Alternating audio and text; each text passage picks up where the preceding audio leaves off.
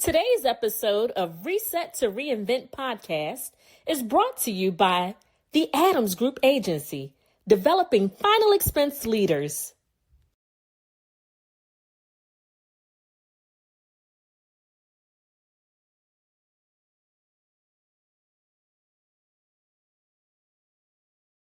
Good evening, good morning, whatever time of the day that you are listening and watching this podcast. I would like to welcome you to Reset Reinvent.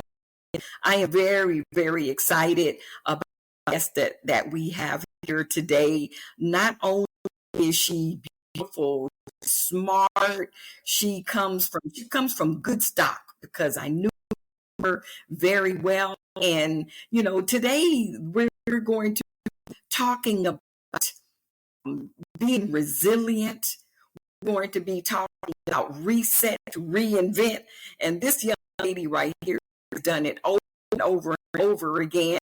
And here's what I want to do. I want to introduce to some and present to others. Because I want to waste any time going over trying to introduce you, because I'm going to let her introduce herself. So, but I do believe that young lady here, she's Destiny King Cannon, but she is known by Destiny Inspire, known as the Confidence Queen.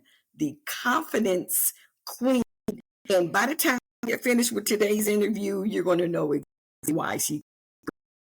So welcome to the show, Destiny. Helen, it is an honor to be here. So thank you for inviting me on and having me. This is exciting, and congratulations on this amazing podcast. You are no stranger to me, and a powerhouse and a very influential person my whole life. So it's an honor to be on the podcast. Thank you so much. When you say your whole life, when we were talking prior to getting started here, I only remember your mother, Sister Cannon. I mean, she's an institution, even now, still an institution in the area. And she was my mentor when I was in the radio and with WKZ. So just probably no. I think she was the most elegant woman that I've ever met. I mean, she was always the same tone, her voice, her cadence was always the same, always kind, and I love that woman. Yeah, King Cannon. That was her to a T. You described her to a T. And she was always like that in public and at home. She was the same every day.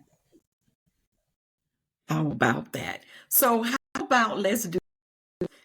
I'm not going to go back yet. I want to talk about what you're doing now, and I'm going to do a rewind because you've gone through some stuff.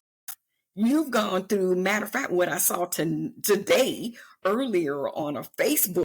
I know people are watching this and listening to this in weeks or probably weeks later, but when I saw that post, I'm like, oh my gosh, I need to do that.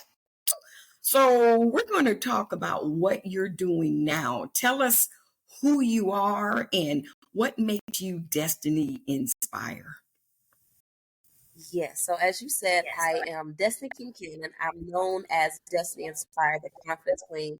I help specifically ambitious and high performing women crush self-doubt to be able to expand in their life, their businesses, while remaining connected to their calling. And so I do that through different vehicles or modalities, life coaching or confidence coaching. I also do executive coaching with corporate.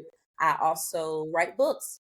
I write personal development books, and I am a international speaker. So I travel, speak, teach, and really empower and help people transform their life through their mindset and confidence. I've been blessed to do this full time for 5 years, 8 years total professionally with a business. But it is my life's work. It's my passion. It's what I love to do. I'm also a minister of the gospel, which I don't talk about much, but it shows up in everything that I do. And Oh, that is wow. So got the minister part on it. I mean, let's talk about who's from, who's you from.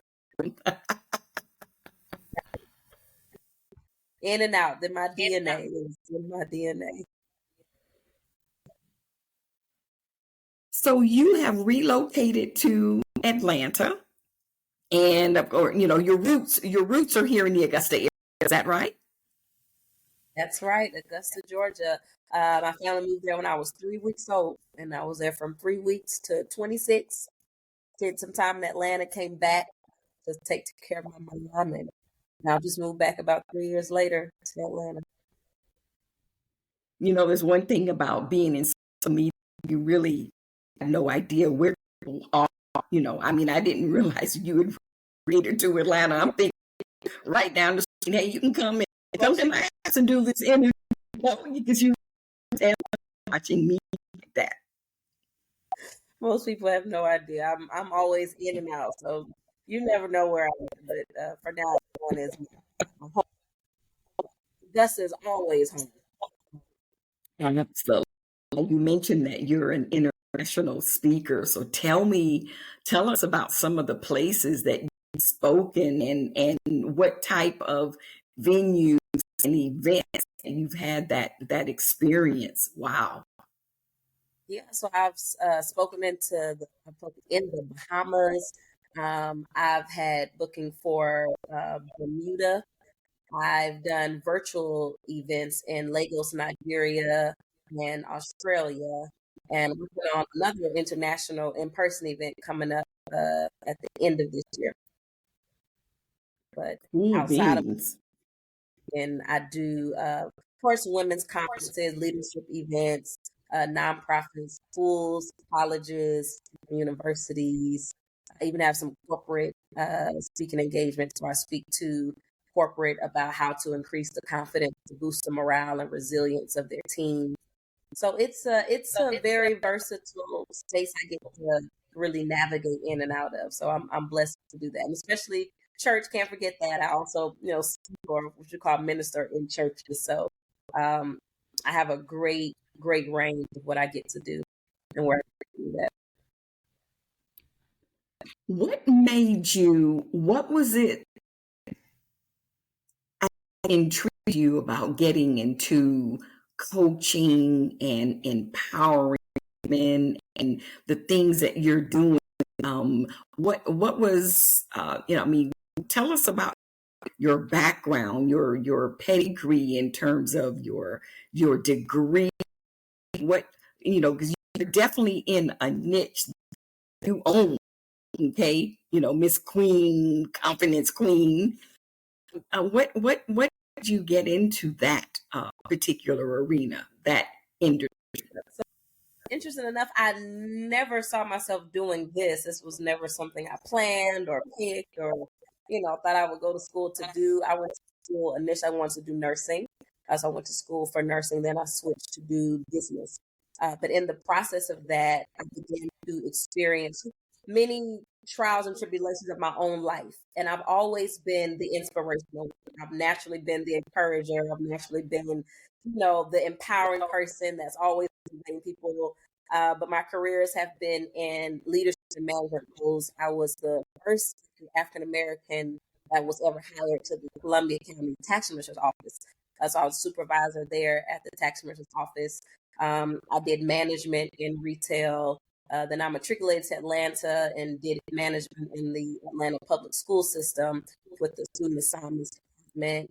And in the process of that, although I was always really good at my jobs and the things I've done, I'm very purpose driven. So there was always this void of not feeling that fulfillment.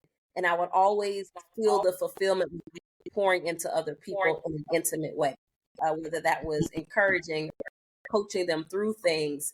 But it really hit home when I started going through my own situation through divorce and depression and just not having a sense of purpose in my life, that I realized in one of the darkest seasons of my life what I felt. I'd always, played it safe, been the good girl, been the church girl, did what everybody, expected. But I got to this point where I just felt so broken. I felt so unfulfilled. I felt as if I'd given my life to please people or to be on this pedestal or to keep this image, that I felt so empty. And so it was in that very low moment of my life, I can remember telling God, I was having what I know to be a panic attack. I was working, actually doing secretarial work at a space, and I found myself underneath like the desk, balled up, rocking back and forth, clenching my chest, didn't know what was happening, and just crying and asking God, how did I get here? Like, how did my life get here? And I remember Mm. telling him, making a vow to God, I promise, if you help me and deliver me from this space that I'm in my mind and my heart and my life, I made a vow that I promise to be to other women everything that I need for myself right now. I felt so alone. I felt so disempowered. I felt broken. I felt like my life was over. Like, how could I ever recover from the things I was experiencing? And I did not have proximity, meaning, I come from a church background. I love the church, but there was such a disconnect between what I was living through and what people could relate to or connect to. And I Mm. remember saying that I can't be the only woman that feels like this. I cannot be the only woman that feels like life divorce doesn't exist. That feels like she has to bottle up all of her pain. That feels like she has to always be leading but bleeding at the same time. And I made a decision that I have to find a way to be to these other women everything that I don't have right now. And so that's what started my journey into coaching. And I'm blessed because I'm able to still stand on my faith and my biblical principles, which still includes, the psychology of it, mindset, and all those things. I got to create something I had never seen growing up. It was either you're in a church or you're not. Either you're a preacher or you're not. Like, we don't do and all this stuff. Whatever this is, life, that's not a thing. We don't believe in this. But I was able to find a way to connect with people on another level as well while maintaining my faith. So that's how I got to where I am. Every day I live out that vow. It may look different some days than others, but every day it's me choosing to keep that vow to God. But it was never what I thought I would do. I never went to school to do this. I, got certifications to go in this direction, but I wanted to do other things. Wow. God had his own plan. He sure did. And I would imagine being a PK preacher kid, there are certain expectations of you and how you act and look and the inside is what people see. The out, the praise, the side of your very handsome and beautiful mother, handsome father. So, what was that like, Cindy? Being and do you have any siblings? I do. So I have a younger sister. I have I have two older brothers. One I grew up with. His name is Joseph. My mom and my dad. And then I had two other siblings from my father's previous marriage. My brother David Jr. And then my sister. She passed away a little bit before my mother did. So my oldest sister passed Oh, away about 8 months, about 8 to 10 months before my mom passed away. So oh, that's it's devastating. 12 months. very, very much so. Wow. So What was it like being a preacher's kid, being that age? I mean, I've heard stories. I have several who are preacher's kids, and it's they said it can be a challenge sometimes because of the expectations. the expectations, and then also seeing the behind the scenes as leaders and pastors, you are conditioned to always see the best in people, see the best in the sheep. As family and children of those pastors and preachers, we also get to see the worst in them. So we have to see Mm. our parents are treated. We have to see the times that they have to bite their lip and take their tears because they can't retaliate. They can't respond like everyone else. They have to always love and show grace and mercy and, So it's painful as a PK to watch. So outside of the expectation of a PK to perform and to always get it right, the pain of seeing the things that your parents have to go through, and not being able to respond, not being able to do anything about it, and you can't figure out why they don't do more about it. But you realize it's their love and wisdom. So it's a challenge. They always had this misnomer growing up that say that the PKs or the preacher's kids are the worst kids. That was always like a colloquial people would say, which I didn't find to be true because I was a good one. I got I had diagnosis, but I was always the child that stayed. I was always the one that did the right thing to the best of her ability. I wasn't a saint, but I was the one that I honored the position from the Mhm. place of I got to represent God. So because everyone knows I'm a PK, it wasn't difficult in the sense of I had to do things a certain way. I love God and I honor God, so I lived a life that pleased God. I was still a child or a young person, so I still went through things that every young person goes through. But the flip side is the honor to represent God at a higher level. Now the downside is everything you do is under the microscope. So someone else's child can make a Go. mistake. Yes, yeah, you make a mistake, the end of the world. Oh, Yeah, yeah, yeah. patient can be Close overwhelming. to me. Yeah, yeah. And of course, the name is pretty special. Okay, so obviously your parents saw something pretty special in you. So that is your birth name. They named you Destiny. Is that right?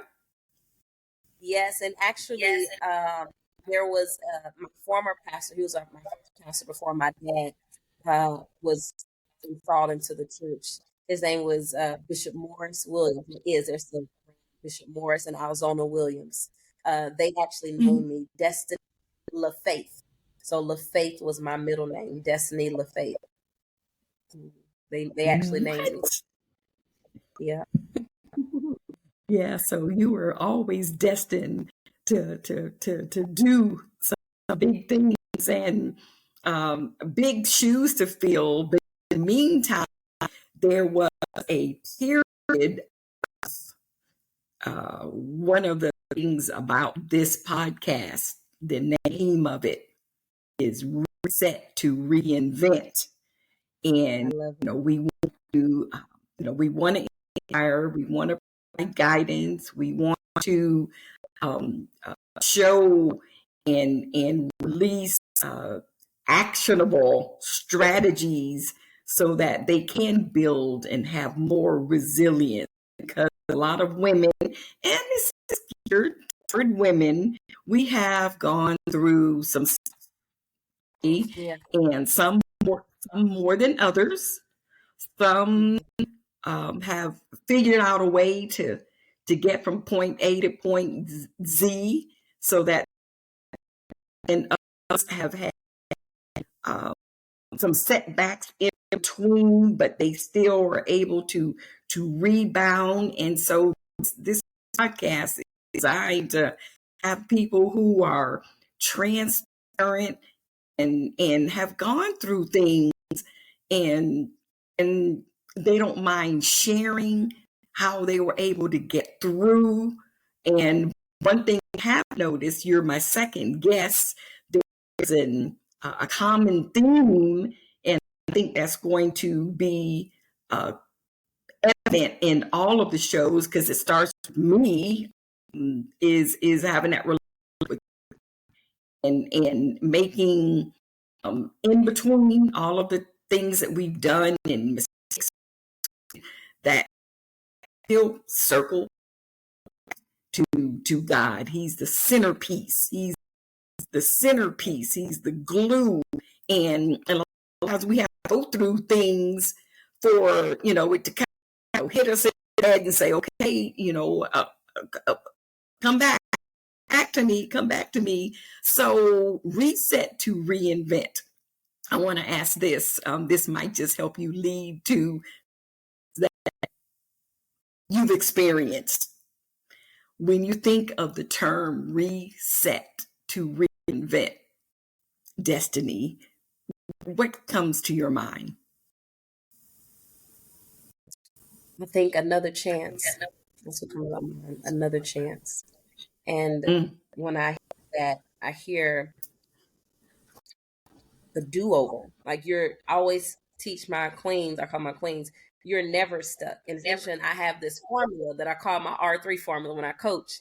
And I say at any point in your life, you can reinvent, redefine, and realign your life. You're never stuck Oh, and it's never wow. over. As long as you have breath in your body, you can reinvent yourself, redefine life on your own terms, and then realign it back with who you truly are, or like I said, with the word of God concerning your life. And so I that's what I love that. live and I I love that. And with that said, there are some, like earlier, I told you I pulled up on your website, and it says a survivor and a thriver of all life is thrown at me. You mentioned earlier about a divorce and some other things, and I think I read in the clip earlier. As a matter of fact, I'm going to see if I can, because when I saw it, I took a screenshot of it. I said, I have got to tap in, especially since you put it out there today. You said, I'm going to read a little bit of this, and then I'm going to let you just elaborate, okay? For my my family out there, reset to reinvent. This woman right here. Now you look at her, and if you're watching this on YouTube, she's not an old woman, so she's gone through a lot in her short X number of years. We're not going to say age, if she chooses not to. But I'm going to read this. It says, many were inspired by my last reel, and I did see that, where I shared my struggles with alcohol and tattoos. What you may not know is that I overcame self-medicating, self-mutilation, all within 24 hours in a very unconventional way, unfortunately. But it's been years now, and I haven't been on either since. So you said it wasn't willpower, it was an encounter. Let's talk about that. yeah. So when we talked about, being a PK and divorce, I married at a pretty young age. I married someone who was actually 14 years my senior, so there was an age difference. So although I've always been mature for my age, at a certain age, you still don't fully know your identity. And so entering to a marriage, it was tumultuous.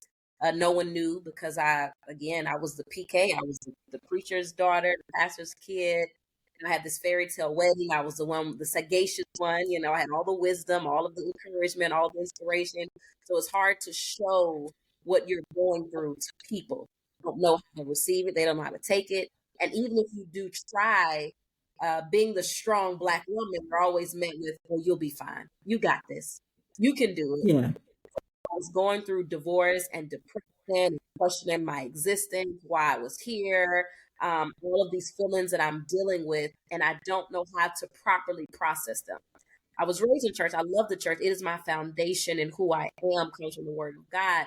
I did not learn how to properly um engage in conflict resolution, even with myself. Mm. So I pray. I pray or love prayer, but I did not know how to make it practical to everyday life.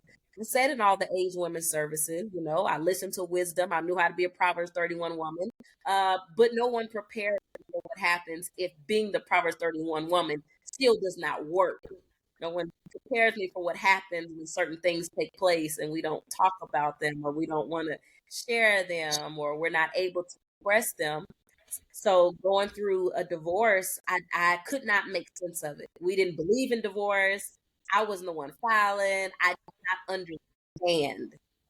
And unfortunately, I did not have anyone I could turn to because everything was always, over spiritualized or just pray about it. And all I did was pray.